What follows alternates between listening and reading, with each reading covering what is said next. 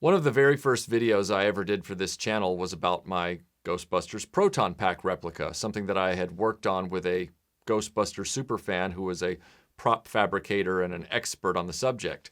And it was a 6-year-old kid's dream come true. It was one of the best props and costume pieces I ever had. It was really a thrill, like truly a thrill to finally live that fantasy, I guess you'd call it. And I had it for many years until I met a guy who was the biggest Ghostbusters fan I know, which is Tim Ward, who is the administrator and moderator of RetroBlasting today. I restored his R5D4 for him many years ago. That's how we met.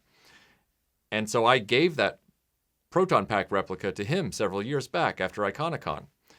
Well, the 1984 edition of the Hasbro Proton Pack came out, and Tim Ward bought one and said, hey, do you want to look at this thing and maybe do a video on it? And I said, sure. The Hasbro 1984 Ghostbusters Proton Pack is kind of a bruise in a way because it started life as the Ghostbusters Afterlife Proton Pack on HasLab. And you all know how I feel about HasLab. I believe it was about $500 at the time. It did not come with a Neutrona Wand, which was sold separately. That was annoying and stupid, and it's something that they've repeated with the 84 Ghostbusters Proton Pack. And it, ended up becoming a Hasbro Pulse 84 edition that was mysteriously $100 less. Now, I'm not going to make this a HasLab rant video or anything, but it is worth noting that HasLab is a test bed. They call it a lab. It's a test bed to see what the consumer is willing to take price-wise. And in this particular case, it's obvious, hey, float that price for us for the machining and the design. And then when we do the next edition, which is the more desirable Proton Pack, that won't be a HasLab, and it'll be $100 less. Thanks a lot, suckers. I had no idea it'd be so much I won't pay it. So there's a little bit of that going on with this pack, and also the fact that they didn't add the wand with it either. They sold the wand separately again because HasLab is a way for Hasbro to learn how you're willing to be treated.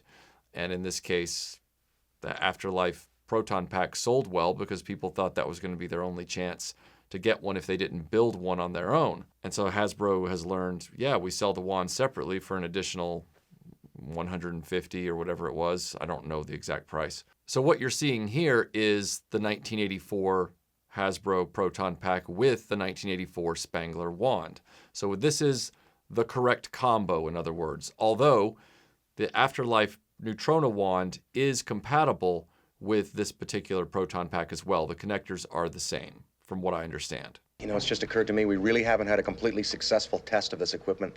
I blame myself. So do I. All right, now that the HasLab part is out of the way, I want to be clear about something. This is a really nice piece. Obviously, it's not actually on the table next to me because Tim had to take it home after we did the footage, and we were up late doing that, and he had to get on the road the next day, and he's several states away, so it wasn't something that I could just hold on to, nor did I want to.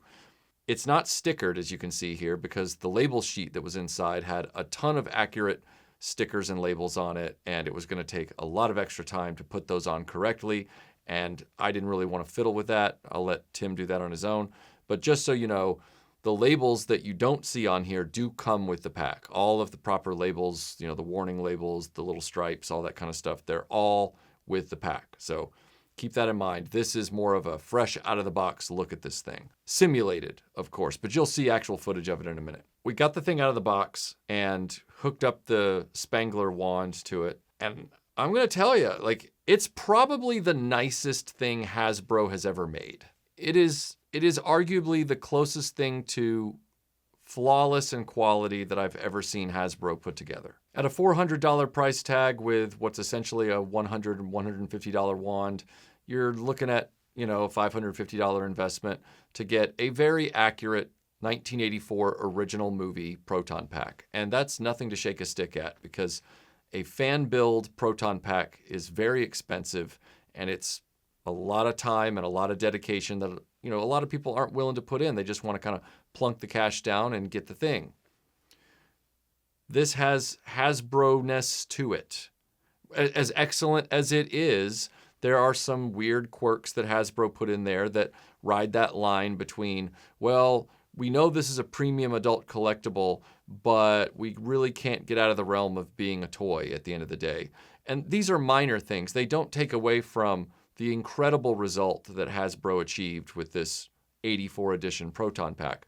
For example, the cyclotron opens up and you can see the sort of molded plastic insert for the inside electronics, which I don't really know why you need that since it's never seen when you're using the pack and it's just a brown piece of plastic anyway. I guess if you're the type of person that likes to be able to open up your props and see the fictional insides of it, then that's cool. But this seems to be a holdover from Afterlife, and really I would take that cyclotron component thing out and just put a sandwich in it if I was going to con, something to hold my lunch. It's not necessary. Again, doesn't take away from the precision and the really good quality of the overall pack, but that piece right there still indicates Hasbro is in this gray area with this product. It's definitely not a toy because of the price. The Proton Pack is not a toy. I guess that's right. But it's definitely not a screen accurate replica prop in some respects because of some of these kind of features that they put in. And again, I'm not saying that it's a bad feature to have. I'm just saying it's pointless. Fortunately, it's optional. So you can just take the guts out, put your peanut butter sandwich in it, and then, go somewhere, to a convention or whatever. And that's cool. The other toyetic thing about this Hasbro Proton Pack that really drives me nuts is the orange plug on the end of the Neutrona Wand. I know that people are going to say, oh, they were trying to be super careful about safety regulations as far as fictional roleplay weapons. I don't think anybody in their right mind is going to think that a Neutrona Wand from Ghostbusters is a firearm. I don't see how you can even equate those two things together. Maybe it's because the barrel of the wand springs forward. It's a spring-loaded barrel like in the original film. Maybe they thought that means it's technically a projectile of some kind. I don't know the logic behind it. I just know it's a real black eye on this otherwise exquisite factory-made result. Big hard! Ready!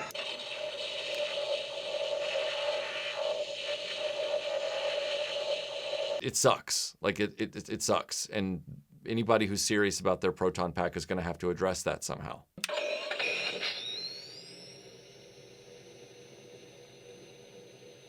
The final little critique I have is that the sounds are a little low volume. They don't really have the punch of a fan-made pack.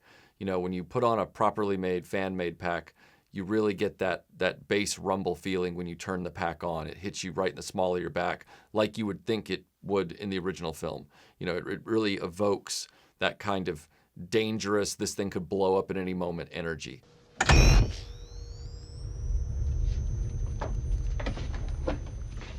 And the Hasbro 84 pack doesn't have that. It doesn't have it in the wand, and it doesn't have it in the pack itself. The wand is actually the more raucous audio experience compared to the pack. So the wand is in a better situation in that regard. But overall, both of them are kind of at a disadvantage when compared to a really well-made fan-built pack.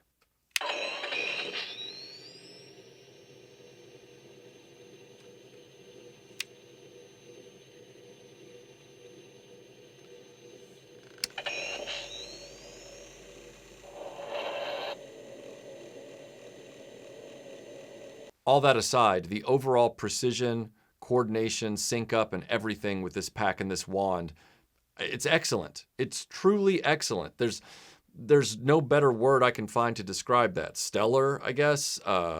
Perfect.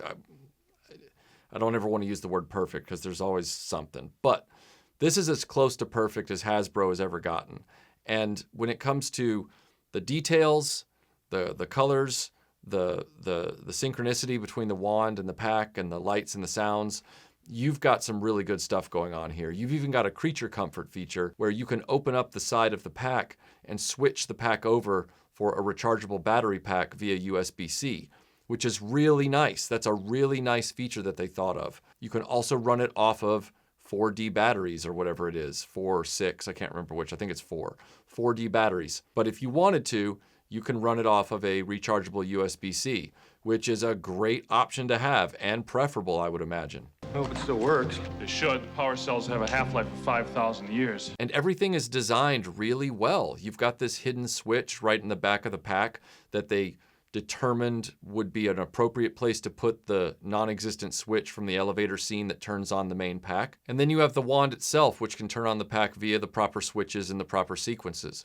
However, I will say that there is something of a strange delay once the main pack is turned on. All the lights and sounds and everything come on with that main switch on the body, which I don't know if that's correct for the Proton Pack prop itself. And then it takes a while, I'd say a good 10 seconds or more, for that light show to die down so that you can then reactivate the pack with the Neutrona Wand like you could in the movie. That's a little bit of a frustration. I'm not really sure why they designed that way. On the fan-built pack that I had, the main switch just makes the sound you hear in the elevator, and then you turn on the lights, cyclotron, and everything else with the switch on the Neutrona Wand, which to my mind, that's more correct for the movie, but what do I know? Hasbro baked in a lot of useless features into the Neutrona Wand. It really doesn't need all of the extra colors and blast effects that aren't part of the 1984 wand. I think that's a carryover from the Afterlife wand. It's useless to me, and it's not really worth discussing in the experience. Needless to say, you can switch to all these different sound effects and light combinations in the Neutrona Wand barrel. But the only one that really matters is the sort of blue and orange one. And that one is done really well with a really great soundscape.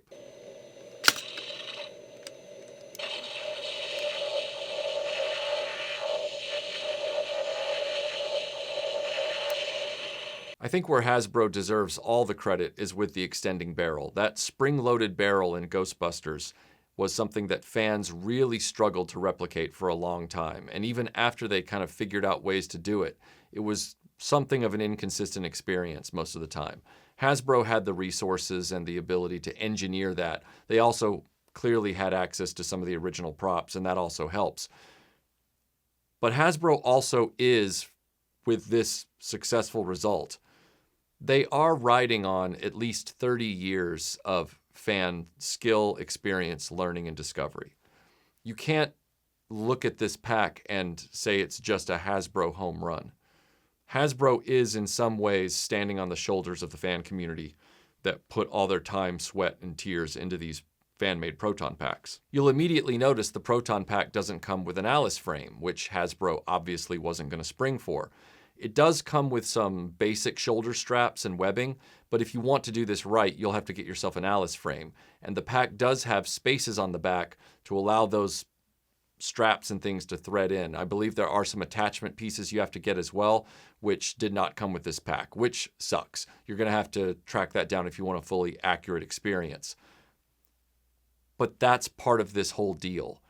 The 1984 pack, as good as it looks, and it does look good, and it's a beautiful display piece, there is something visceral missing from it that I've seen in every fan-made pack that I've ever run across. Not just mine, but the ones that were at conventions and things like that I saw. Every fan-made pack seems to have a kind of spontaneity to it. There's a kind of mad scientist cobbled together aura about each one of these things. They're all trying their best to be as accurate as possible to the movies, and yet they're all built differently. So they all have slightly different compromises and quirks and aesthetics and materials and things that make all of them look amazing when you see them in person, but they also give it that Egon Spengler, Ghostbusters, built it in a basement feel, because they all were.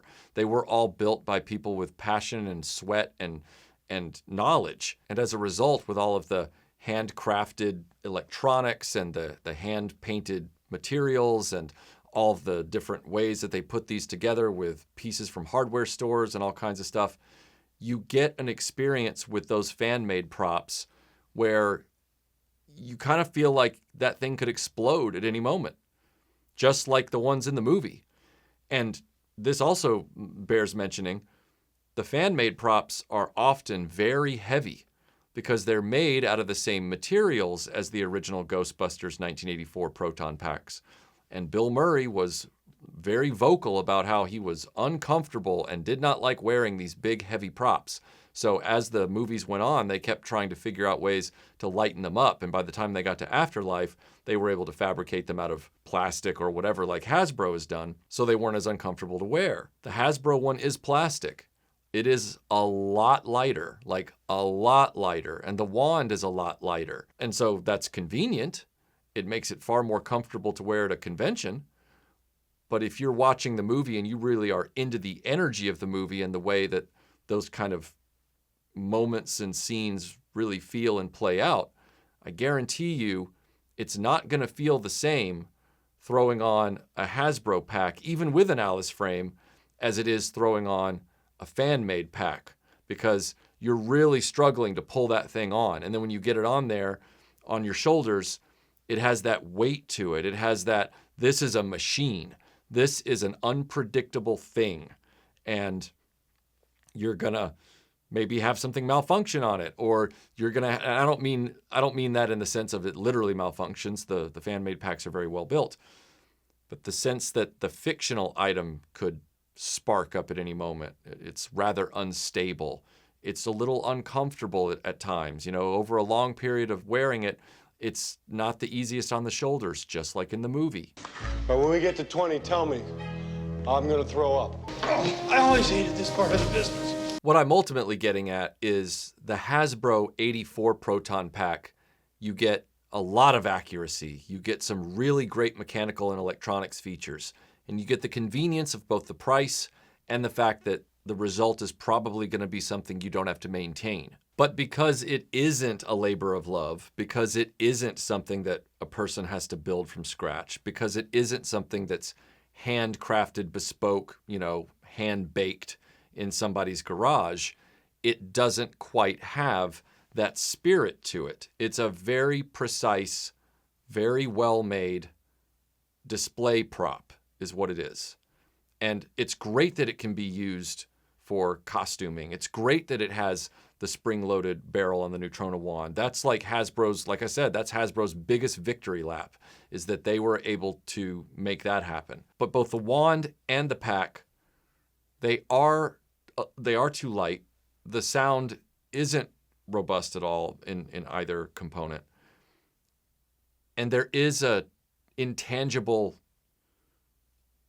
vibe that's missing from the 84 Hasbro pack when compared to a really well-made fan-built 84 pack.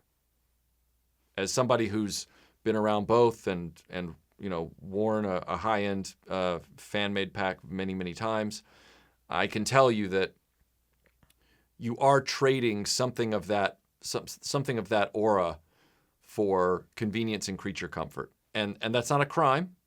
Again, I think this is the best thing Hasbro has ever made. It's gonna go!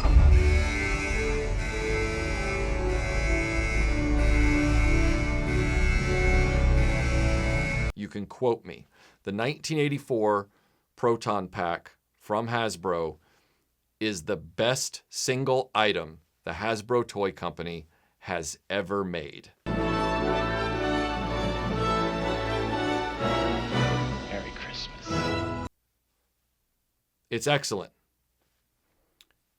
And I'm glad that it's out there. Excellent work on Hasbro's part. Not sure if it's the kind of thing that I would want myself, but I'm not going to slam Hasbro for a job well done. You don't see home runs like this from Hasbro very often, so good work. Thanks so much. Thank you. Hope we can help you again. Coming through 1 class 5 Roman Baker.